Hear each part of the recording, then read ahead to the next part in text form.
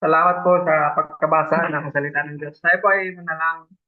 Banal Diyos na kapangyarihan. Salamat po, Panginoon, na tinipon niyo kami na mag-aaral ng inyong salita. Panginoon, hinihingi po namin sa banal na Espiritu na gabayan kami sa aming pag-aaral at naway maunawaan ng lahat ang inyong salita at makapagdulot ng pagpapala sa aming mga buhay. Tayo po ang maitaas sa lahat ng ito sa pangalan ni Jesus. Amen. So, recap po tayo. So, tayo po ay nasa First Corinthians. Tayo po ay nagsimula last Saturday sa ating panibagong libro na pinag-aralan. So, kung matatandaan niyo po, last week, sinimulan po natin yung letter ni Paul para sa church sa Corinth, na hanggang ngayon ang Corinth pa rin ay Corinth. So, yun nga, makikita natin na in-highlight ni Paul yung pagkatapos niya magpakilala, i-highlight ni Paul na siya ay nagpapasalamat sa Diyos palagi para sa mga taga-Korinto dahil sa grasya ng Diyos na ibinigay sa kanila sa pamamagitan ni Kristo Jesus. At yun yung nagpayaman sa kanila sa lahat ng pananalita at kaalaman. So yun po yung greeting ni Paul, yung blessing ni Paul para sa Church ng Corinth na kanyang sinulatan. So yun po yung kung maaalala po natin, balikan po din natin last time yung history kung anong nangyari sa Corinth. So, tulad ng laging strategy ni Paul, nagsisimula siya sa synagogue kung saan yung mga tao ay nakakaalam na sa Old Testament. Alam niyo yung mga pangako ng Tanakh, ng Old Testament, ng Torah. So, yun po yung kiniklaim ni Paul na yun yung pinulfill ni Jesus Christ. Kasi Jesus Christ, yung Messiah. So, ang nangyari po sa Corinth is nilahad ni Paul yung magandang balita sa synagogue. At pagkatapos nun, may mga naniwala, may mga hindi naniwala, at nasa gitna ulit ng kaguluhan si Paul. So sa ngayon po, sa libro na ito po yung sulat ni Paul na sa kanyang third missionary journey galing Ephesus, na sinulatan niya yung mga taga-Corinth. So yun po, nagpapasalamat si Paul sa Diyos dahil sa grasya ng Diyos na binigay sa kanila kay kay Jesus. So yun po yung magandang balita. Naniwala po sila kay Jesus. Pero po, pagkatapos po ng greeting ni Paul, last time na ating pag-aaral ay in-address din po niya yung issue ng Church ng Corinth, which is, ito po yung sinasabi sa verse 10, I appeal to you brothers by the name of our Lord Jesus Christ that all of you agree. So maapila si Paul sa mga taga-Corinth, na mga Christian doon, na sa pangalan ni Jesus ay magkasundo sila. That all of you agree. That there be no divisions among. Walang paghahati-hati. That you be united in the same mind and the same judgment. So yun po yung sinasabi natin last time na dapat magkaisa sila sa mga central na bagay. Yung pinagkakasundoan nila, yung common denominator nila, which is yung magandang balita. At yung judgment nila, yung mga pagpapasya is according sa kung ano ang nais ni Jesus.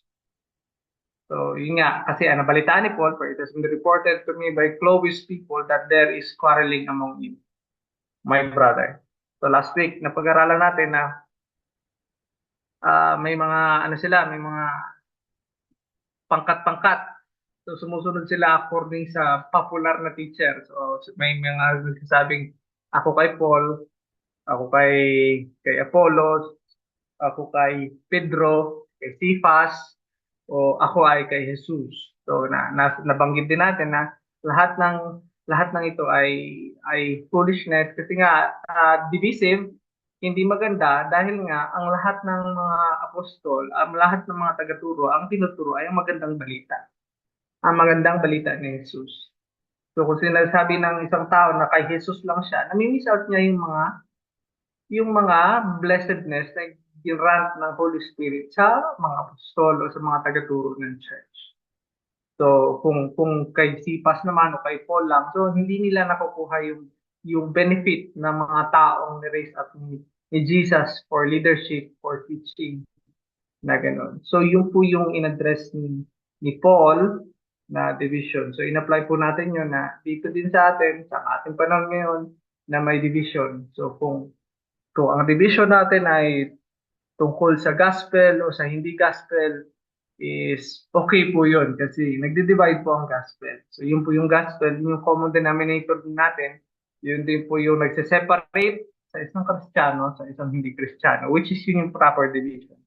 Pero kung sa loob ng simbahan, sa loob ng mga naniniwala sa magandang balita is maghihiwalay-hiwalay kayo dahil kay teacher na ganito, kay teacher na ganyan, sa loob ng isang simbahan, hindi po maganda yun na madi-divide yung body ni Christ, ni body ni Christ, which is yung church. Kaya nga po sabi ni Paul, di ba? Mabuti na lang hindi, si Paul ba yung pinako sa cross? Di ba? Si Paul ba yung pinako sa cross? Si Paul ba yung namatay para sa inyo? So, yun nga. Sinabi ni Paul na mabuti na lang na hindi ko binautismuhan ang tao dyan, maliban lang sa ilan, di ba? So, kaya nga, sa pagkasara ng pag-aaral natin, last time, sa verse 17, sinasabi, for Christ did not send me. So, si Paul daw ay hindi pinadala ni Jesus para magbautismo. Bagkos, but to preach the gospel upang i-deklara ang magandang balita. Not with words of eloquent wisdom, hindi pinapatungan ng anumang kaalaman ng mundo na patok ng panahon na yon, lest the cross of Christ be emptied of its power. So hindi gumagamit si Paul ng mga popular na kaalaman ng panahon nila para takpan yung magandang balita. Dahil ayaw niya matabunan yung kapangyarihan. Kumbaga, sabi niya dito, yung pag ginawa ko yun, pag pinatungan ko ng eloquent wisdom yung sinasabi ko, at hindi ko diniliver yung proper na gospel, the cross of Christ, yung cross ni Kristo ay mawawala ng kapangyarihan. So yun po yung last verse ng ating pag-aaral last week. So ngayon po ipagpapatuloy po natin yun. So ano po bang importansya ng cross ni Kristo o ng magandang balita o ng gospel? So remind po natin ng ating mga sarili na ito po yung gospel, yung pagkabuhay ni Jesus, yung kanyang kapanganakan, yung kanyang matuwid na buhay, yung kanyang sakripisyong kamatayan, at yung kanyang muling pagkabuhay at pagkakit sa langit. So ito po yung magandang balita, ito po yung gospel. Bakit po? Ito po yung pinlano ng Diyos Ama na instrumento para mayroong kapatawaran sa ating mga kasalanan. So, imagine niyo po yon, hindi po kathang-isip o fictitious ang gospel. Katunayan, ina-address ng cross ni Kristo ang lahat ng aspeto ng ating pagkaligtasan. So, hindi niya sinasabing gagawin kitang matuwid na walang basehan. Di ba? So, alam natin na sa gospel, ang katuwiran natin is yung matuwid na buhay ni Kristo na ikinredit o ibinigay sa atin. Para sa mata ng Diyos Ama, tayo ay matuwid. So, yung kaparusahan naman ng ating kasalanan, na karapat-dapat ay mamatay tayo o mahiwalay tayo sa Diyos o itapon tayo sa impyerno, yun naman po ay ipinataw kay Jesus sa kanyang cross. So lahat po ng aspect ng relationship, ng forgiveness na ino-offer sa atin ng Diyos Ama ay covered ng ginawa ni Jesus sa cross. Kaya nga napakagandang balita nito. So yun po yung kagandahan ng gospel. Yun po yung wala sa iba. Yung tunay na kapatawaran. Yung kapatawaran may basihan. Yung alam mong may sakripisyo, may namatay para sa iyong kasalanan, para sa aking kasalanan. Wala pong ibang pananampalataya ang nag-offer ng ganyang kapatawaran. So simulan na po natin ang ating chapter. So for the word of the cross, so yung gospel. For the word of the cross, yung salita ng pagkapako sa cross is folly or kahangalan to those who are perishing. Para sa mga mawawala. Para sa mga hindi ligtas. But to us, pero para sa atin na mga naniwala sa gospel, who are being saved na ngayon ay nililigtas, it is the power of God. Ito yung kapangyarihan ng Diyos. For it is written, I will destroy the wisdom of the wise. Sisirain ko yung katalinuhan ng mga matatalino at the discernment of the discerning I will thwart. So yun po ang pinangako. So maraming places po sa Old Testament na sinasabi ng Diyos na yung mga katalinuhan, yung mga wisdom ng mundo ay kaya niyang isang tabi, kaya niyang sirain. So yun po yun. So i-examine natin yung verse na mas maigi. So the word of the cross is folly, kahangalan to those who are perishing. But to us who are being saved, it is the power of God. So makikita po natin yan later na kung paano tinitingnan ng mundo na kahangalan yung magandang balita. So kunwari, sa Pilipinas po tayo, sinasabi natin Christian nation ng Pilipinas, so tanungin mo kung alam ba nila ang gospel. Pag masyado kang agresibo sa gospel, nilalayuan ka ng mga tao. So nakikita nila na parang kahangalan. So makikita po na yun din po yung difference ng Christian at hindi Christian. Yung genuine Christian po ay alam niya yung magandang balita. Yung ginawa ni Kristo sa cross, yun yung solely nagse-separate sa isang Kristiyano at hindi Kristiyano. Kung sinasabi ng isang tao na siya ay Christian, pero ayaw niya sa magandang balita, so nahuhulog po siya dito sa ganitong category. Is folly to those who are perishing. But to us who are being saved, pero sa mga tao, sa atin po, o sa mga taga-Corinthians, sa Christian sa Corinth, who are being saved ng ligtas, ito po yung kapangyarihan ng Diyos. So lagi po natin inuulit sa Romans 1:16 na it is the power of God unto salvation. It is the power of God unto salvation. So the word of the cross or the gospel is God's chosen instrument to shame the wisdom and the discernment of this world. So yun po yung inihahayag ni Paul na yung gospel, ito yung pinili ng Diyos na instrumento para hiyain ang katalinuhan at pagkakaintindi ng mundong ito. So isipin po natin, katulad po sa akin, sa experience ko, nung bata pa ako, di ba? Nasa elementary school ako, tapos pinag-aralan yung evolution. Sinasabi na tayo ay galing sa sabaw. Sa sabaw, mayroong na-form na isang cell, naging dalawa, naging tatlo, hanggang sa naging unggoy, tapos naging tao. Hindi po ba? So, isang bata na nakarinig sa Sunday school na ang tao ay hinubog ng Diyos, sasabihin sa teacher, paano naman yung Bible? Sasabihin yung Bible is hindi science. Di ba? Mga ganung bagay po. So, sa mata ng mundo, ito ay folly. Pero sa atin, alam natin na yung katalinuhan natin, yung hubog natin, yung konsensya natin, yung mga minanasa natin, alam natin yung mabuti masama, ito ay naiugnay natin na tayo ay nilikha ng Diyos. So the word of the cross or the gospel is God's chosen instrument to shame the wisdom and the discernment of His word. So pag nilapat mo yung gospel sa katalinuhan ng mundo, ipinapahiya nito ang katalinuhan ng mundo. So patuloy po tayo sa next verse. So sina-challenge ni Paul, where is the one who is wise? Nasaan yung talino? Where is the scribe? Nasaan yung scriba? Where is the debater of this age? Nasaan yung taga-debate ng panahong ito? Has not God made foolish the wisdom of the world? Hindi ba't ipinahiya ng Diyos ang katalinuhan ng mundo? For since the wisdom of God, for since, noon pa man, in the wisdom of God, sa katalinuhan ng Diyos, the world did not know God through wisdom. Hindi nalaman ng mundo, hindi nakilala ng mundo ang Diyos sa pamamagitan ng katalinuhan. It pleased God.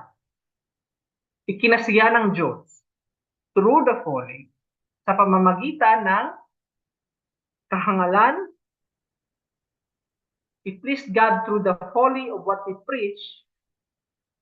Ikinasiya ng Diyos sa pamamagitan ng kahangalan ng ating dinideklara na iligtas to save those who believe. Na iligtas yung mga naniniwala.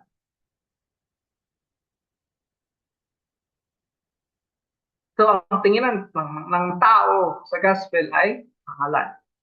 Kung gagamitin nila yung katalinuhan ng tao, kung gagamitin nila yung katalinuhan ng mundo, kung gagamitin nila yung kanilang mga filosofiya or yung mga pag-iisip o yung kanilang rason. Hindi po ba ganun lagi yung nangyayari?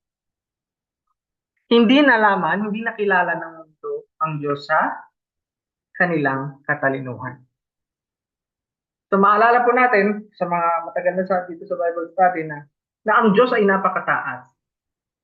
Na kahit anong gawin mo sakripisyo, kahit anong gawin mo aral, kahit anong gawin mo pagpapakabanal, hindi mo siya maaabot. Diba? Romans 3:23, for all have sinned and have fallen short of the wisdom of God. So kinailangan ng Diyos na siyang bumaba. At anong kinasiya ng Diyos na gamitin? Ang kinasiya ng Diyos na gamitin na pagliligtas ay yung mga ginawa ni Jesus sa kanyang kapanganakan, sa kanyang matuwid na buhay, sa kanyang sakripisyo sa krus, hanggang sa muli niyang pagkabuhay at pag-akyat sa langit. So where is the one who is wise? So the one who is wise. So alam po natin, di ba, na tinitingala yung mga matatalino. Meron mga thought speaker, meron tayong mga magagaling na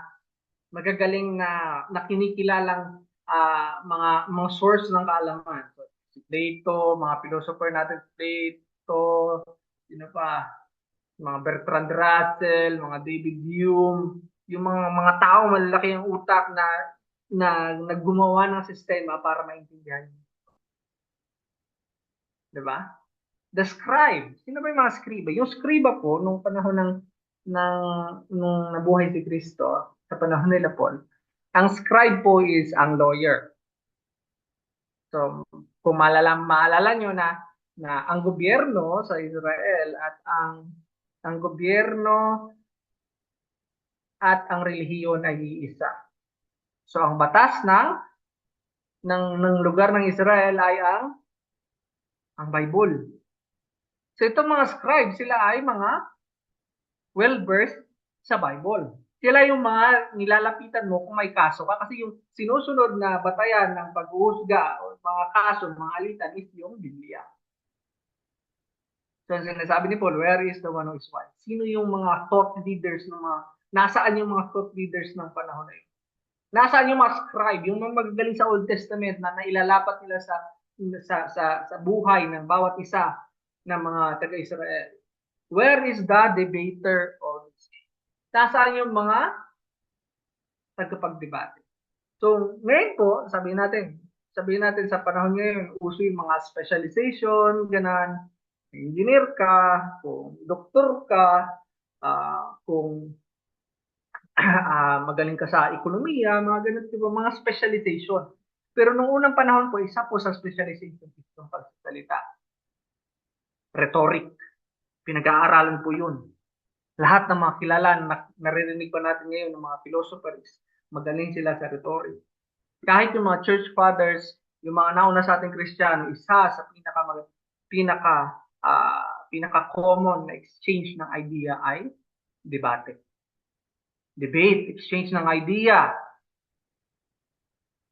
So, anong nangyari nung pagkatapos namatay ni Jesus? Pagkatapos pagkamatay ni Jesus, hindi man sila naniwala, ang mundo ay hindi naniwala na nabuhay muli si Jesus. Tinatanggi nila yung kiniklaim ng mga tagasunod ni Jesus na nabuhay siyang muli.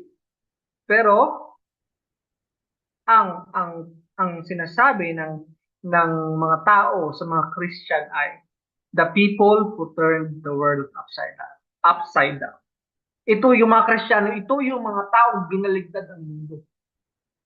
Ganun po ang impact ng gospel na dinideclare ni Paul, ni Peter, ng lahat ng apostol, at lahat ng Christian, mapa-slave, mapa-soldier, mapa-Hudyo.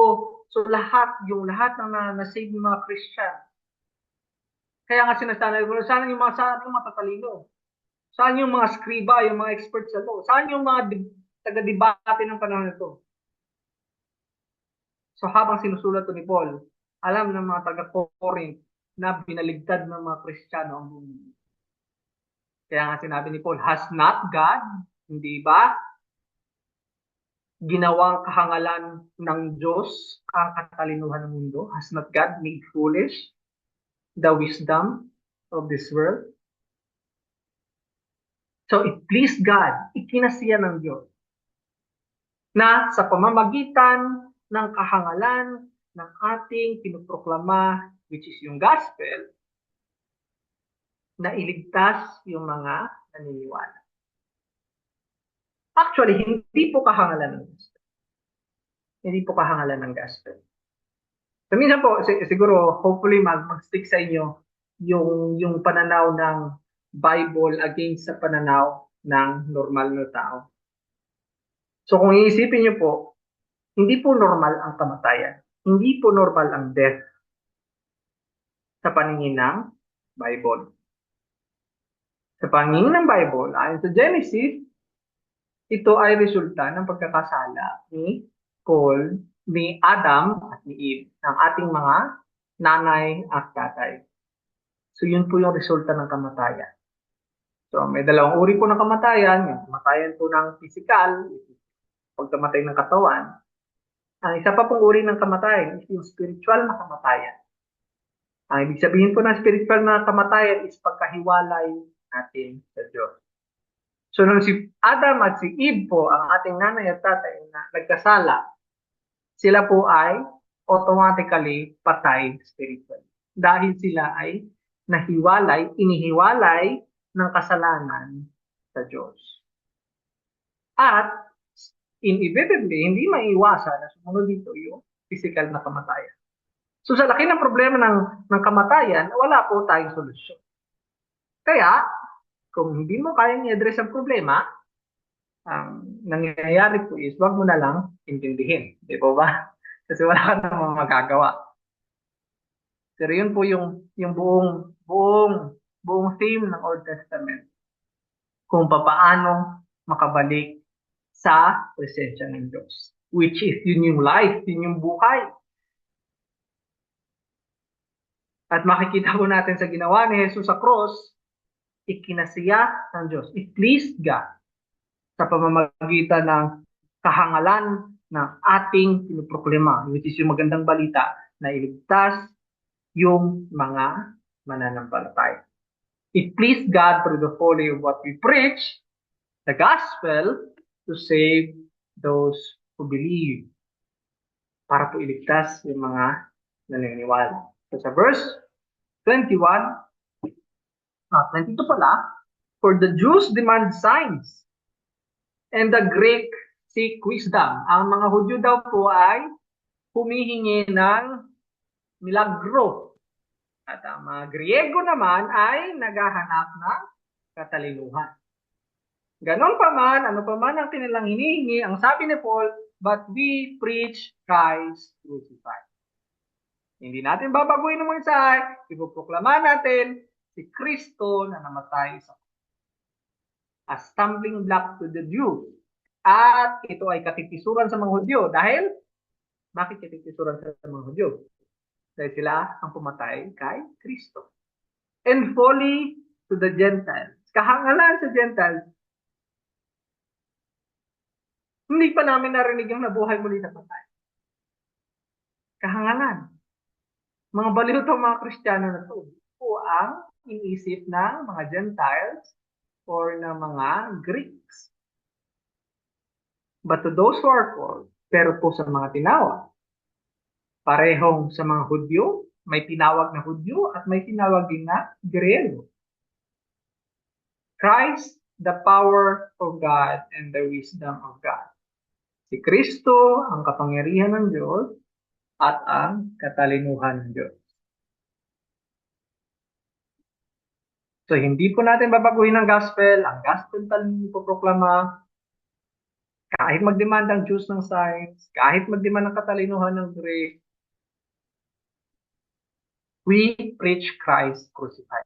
Katitisuran man siya sa mga Hudyo, ang alam na siya sa Gentiles, alam natin na sa mga tinawag na Hudyo at mga Grego, si Kristo, ang kapangyarihan ng Diyos at ang katalinuhan.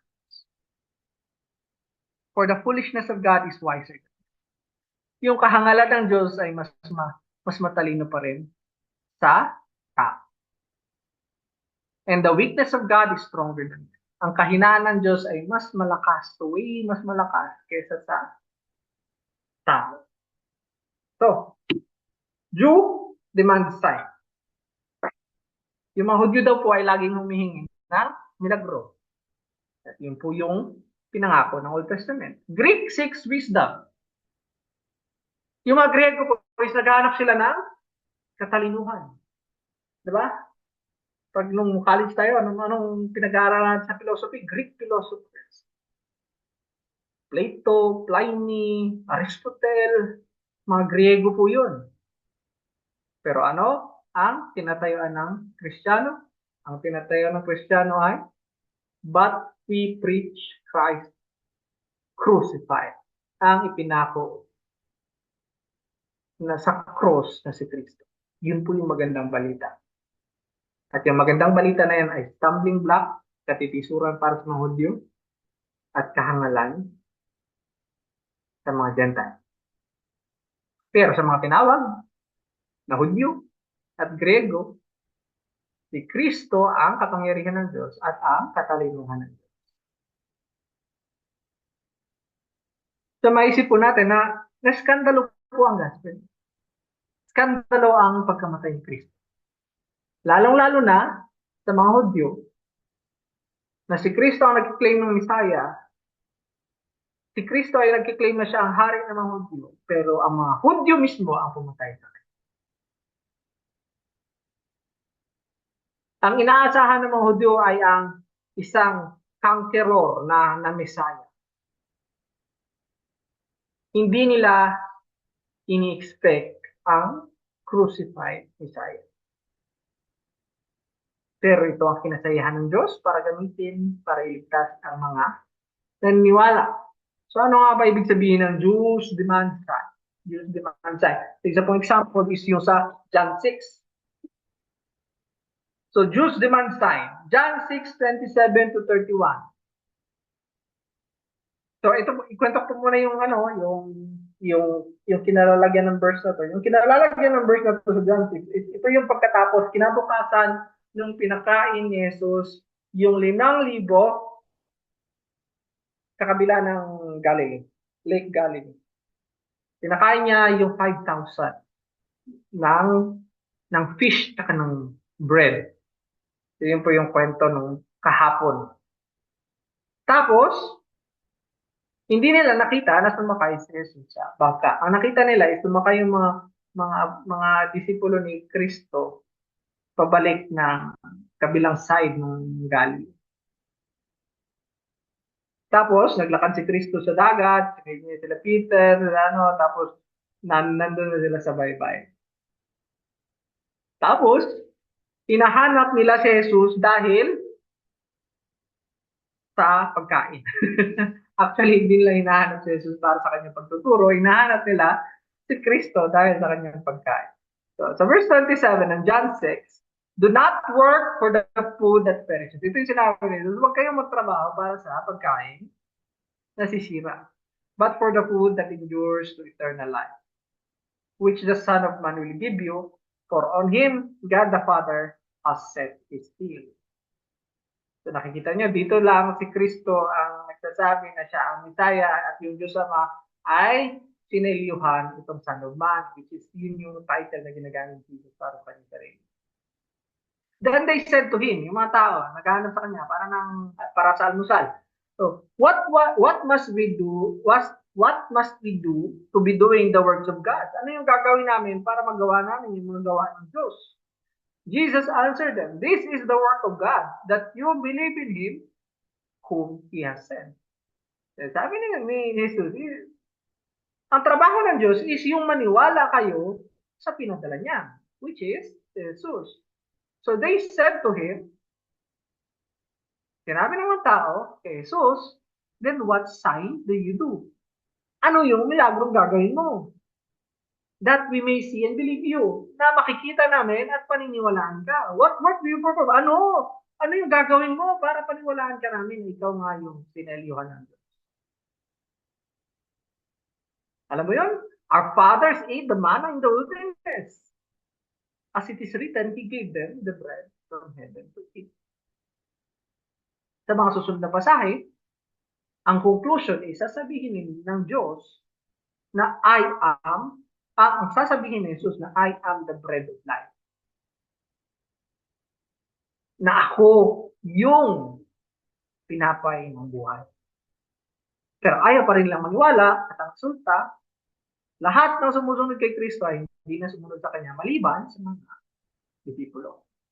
Pero makikita natin sa verse 29 at sa verse 30, yung sinasabi ng mga Jews, yung mga sinasabi ng mga Hudyo, then what sign do you do? Ano yung milagrong gagawin mo? Para makita namin at paniwalaan ka na. Kung tutuusin, ang buong ministry ni Jesus Christ ay nasa loob lamang ng Israel. Lahat ng milagro ni Jesus na ginawa niya ay sa loob lamang ng Israel. Sa Hudyo, sa mata ng mga Hudyo. Jews demand sign. Walang hanggang magic trick. Walang hanggang milagrong hinihinga pero hindi pa rin sila naniniwala. Greek seeks wisdom. Ito naman po ay makikita natin sa Acts 17:30 to 32. Kung saan si Paul ay hinarap yung mga philosopher, yung mga matatalino sa Athens, Greece. So sa kanyang talumpati sa Areopagus, sinasabi ni Paul sa Acts 17:30, the times of ignorance gathered. Yung panahon ng pagka-ignorante ay hindi pinansin ng Diyos. But now He commands all people everywhere to repent. Pero ngayon ay inuutos ng Diyos na lahat ng tao ay tumalikod sa kanyang kasalanan because He has fixed a day in which He will judge the world in righteousness by a man whom He has appointed. And of this, He has given assurance to all by raising Him from the dead. Anong mangyari? Sabi ni Paul na yung pagka-ignorante nyo is hindi pinansin ng Diyos, pero ngayon kayo ay inutusan na tumalikod sa inyong kasalanan. Dahil itinakda ng Diyos ang araw na huhusgahan niya ang buong mundo sa pamamagitan ng kanyang katuwiran, sa pamamagitan by a man, sa pamamagitan ng tao na kanyang sinilaga. And of this, He has given assurance. Sa pamamagitan ng taong ito, nagbigay siya ng assurance sa lahat ng tao by raising Him from the dead. Now, when they heard the resurrection of the dead, nung narinig nila yung muling pagkabuhay sa patay, some mocked, but others said, we will hear you again about it. So siguro sa atin, hindi natin maintindihan ng maayos yung wisdom na hinahanap ng mga Griego. Ang hindi nakasulat dito sa pasaheng ito is yung na hindi katanggap-tanggap sa katalinuhan ng mga Griego o ng mga Romans o ng mga matatalino ng panahon na yun, yung muling pagkabuhay sa patay. Hindi yun katanggap-tanggap sa kanila. Dahil ang wisdom, ang katalinuhan ng panahon na yun ay nagsasabing ang katawan ay masama at ang espiritu ang mabuti. Yung po yung wisdom ng age. Yung po yung kanilang tinipingala. Lahat ng Diyos-Diyosan nilang nakapaligid sa Areopagus, yun yung sinasabi na yun yung daan nila para yung kanilang espiritu ay maligtas. Walang kaligtasan ang katawan. Si Kristo po ay nangangako na muling pagkabuhay dahil yun ang kanyang ginawa. Namatay siya sa cross at pagkatapos ng 3 araw ay nabuhay niya. Yun yung minak ng mga Greek. Dahil yun ang laban sa wisdom ng kanilang panahon.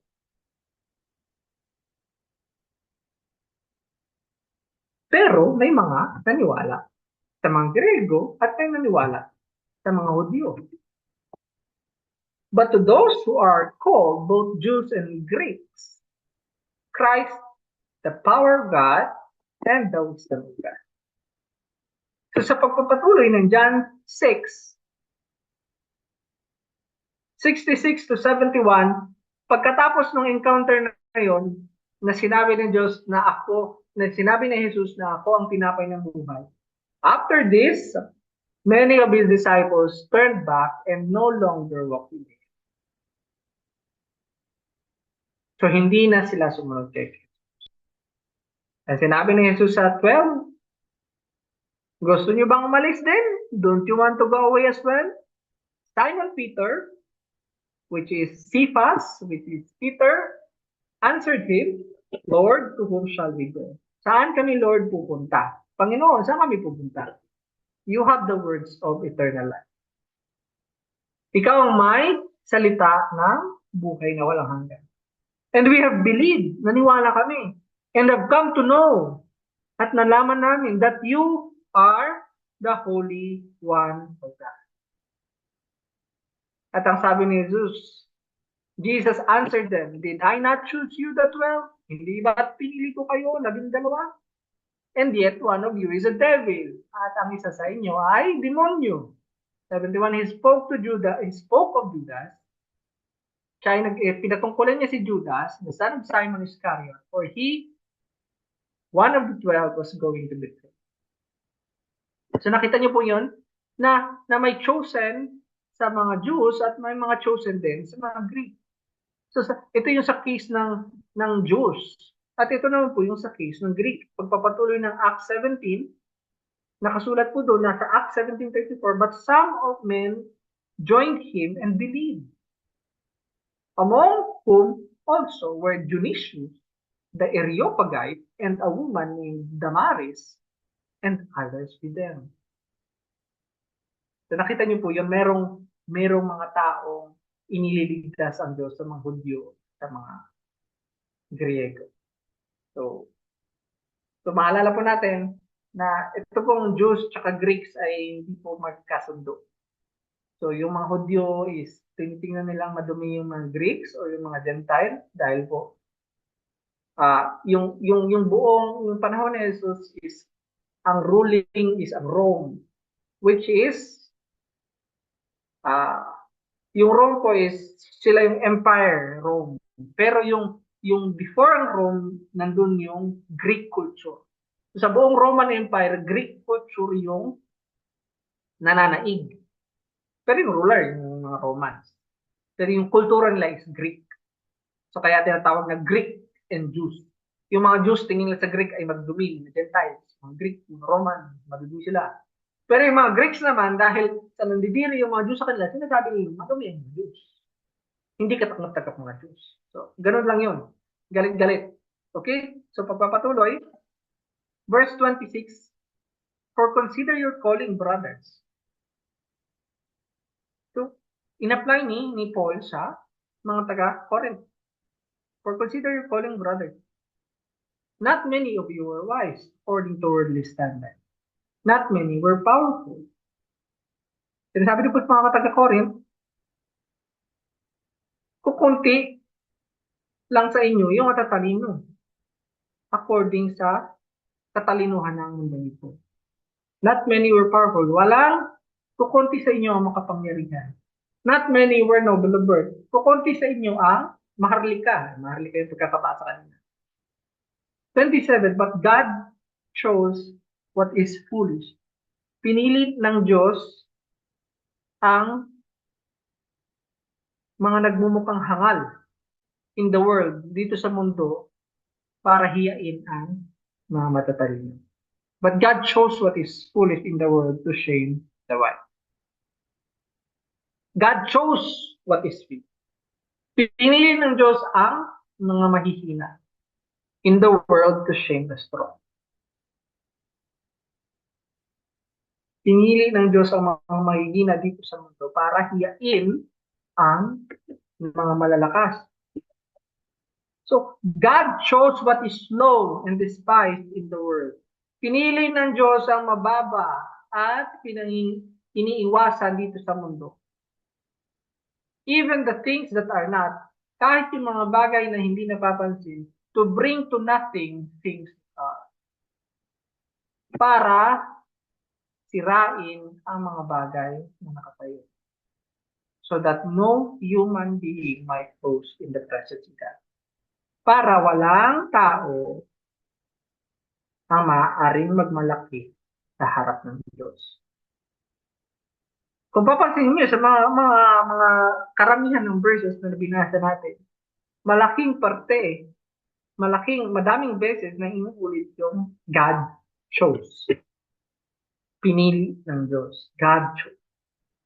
So, tingnan natin yung mga pinili ng Diyos. God chose. God chose. So, verse 21, God chose the folly of what we preach. God chose the gospel to save those who believe. So, verse 21. So, verse 27, God chose what is foolish in the world to shame the wise. So, ito pa din po yung gospel. God chose what is weak in the world to shame the strong. So, verse 27. God chose what is low and despised in the world, even the things that are not, to bring to nothing things that are. So isipin po natin yun. Ang church sa Jerusalem ay mga mahihirap. Sila yung mga nag-pilgrimage para sa Passover. At ayon sa mga at yung mga nandoon nung panahon na yon, nung Passover na yon, sila yung mga nakakita ng crucifixion ni Jesus Christ, nakaranas ng Pentecost, at sila yung mga naniwala. Hindi ito mga mayayaman, meron mga mayayaman siguro, pero sila ay naging mahirap dahil sila ay nanatili na lang sa Jerusalem. Sila yung naging unang church. At katulad ng ina-apply ni Paul sa mga taga-Corinth, ang mga taga-Corinth din ay hindi malalakas, hindi matatalino, hindi magagaling, hindi mamaharika. At isipin niyo yun, pinili ng Diyos ang magandang balita bilang kanyang instrumento ng pagliligtas. Pinili niyang ibigay itong gospel na ito para iligtas yung mga mahihina, yung mga hindi matatalino, yung mga hindi maharlika. At ano ang sinasabi ng mundo sa mga Christians? Ito yung mga taong binaligtad ang mundo. Ito yung mga taong binago ang lipunan. Ito yung mga taong makikita mo yung kabutihan. Makikita mo na nagpupuri sila sa Diyos kahit na sila ay inuusla. Pero may purpose ang Diyos kung bakit. For the purpose of, verse 29, sinasabi, so that no human being might boast against God. Para walang sinumang tao at maaaring magmayabang sa presensya ng Diyos. So kung naalala niyo po dati, na ang kaluwalhatian ng Diyos ay hindi niya sinishare sa iba. ang kaluwalhatian ay hindi sinishare ng Diyos. Lahat ng glory o kaluwalhatian ay karapat-dapat lamang ibigay sa Diyos. So pag tayo po ay naligtas, ito po ay kaluwalhatian. Malaman po natin na tayo ay mahina. Malaman po natin na tayo hindi matalino. Malaman po natin na ang Diyos mismo ang nagbukas sa ating puso para tanggapin ang kanyang magandang balita. Para lahat ng ito, lahat ng kaluwalhatian ay ibabalik. Lahat ng pagpupuri ay karapat-dapat sa Diyos. Lahat ng kaluwalhatian ay karapat-dapat sa Diyos. Dahil siya ang ating tagapagligtas. Pagpapatuloy po natin sa verse 30, and because of Him, at dahil sa Kanya, which is God the Father, you are in Christ Jesus. Ikaw ay na kay Kristo. At si Kristo Jesus, who became to us wisdom from God. Si Jesus ang naging katalinuhan natin na naging mula sa Diyos. Righteousness, katuwiran, and sanctification, pagpapabanal, and redemption, kaligtasan. Verse 31, so that as it is written, let the one who boast in the Lord. Let the one who boast. Kung sino man ang magmamayabang, siya ay dapat magmayabang kay Kristo, sa Panginoon. Okay? So kung hahati-hatiin natin yung verse, sinasabi dyan, because of Him, God the Father, tayo ay na kay Kristo Jesus. So all that the fathers draws near, I will not cast out. Kita po natin yun sa Gospel, diba, sa Matthew. Ngayong lahat ng ibinigay sa akin ng Ama ay hindi ko itatakwil. So, makita natin sa Romans na lahat ng dinastify ay sinanctify at lahat ng sinanctify ay glory. Kumpletong kaligtasan. Nakita po natin yung God the Father chose the gospel, chose the weak, chose the foolishness. So lahat yun pinili ng Diyos. Diyos Ama. At kung tayo ay isang Christian, tayo ay pinili ng Diyos para maging kaisa ni Kristo. Because of Him, God the Father, you are in Christ Jesus. At para sa atin, si Jesus ay katalinuhan ng Diyos. Katuwiran na galing sa Diyos. Si Kristo ang nagpapabanal sa atin. At si Kristo ang kaligtasan natin. Nakita po natin yun. Yun po yung napakagandang balita para sa atin na na-recognize natin na tayo ay makasalanan sa harap ng Diyos. Pero nung tayo ay kay Kristo na, ang katalinuhan ng Diyos ay nasa atin. Hindi man tayo ganun kagaling magsalita, pero pinaniwalaan natin ang gospel at kilala natin ng Diyos sa pamamagitan ni Jesus, tayo ay may kaligtasan. Tayo ay may katuwiran. Tayo ay pinababanal at tayo ay ligtas.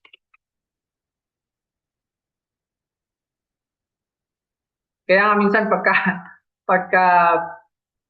mag-grasp lang natin, mahawakan lang natin at sa ating kamay, maintindihan lang natin ang magandang balita at may share natin sa ating mga kakwentuhan, kakilala, kaaway, kung sino man na may oportunidad tayo na share ang gospel.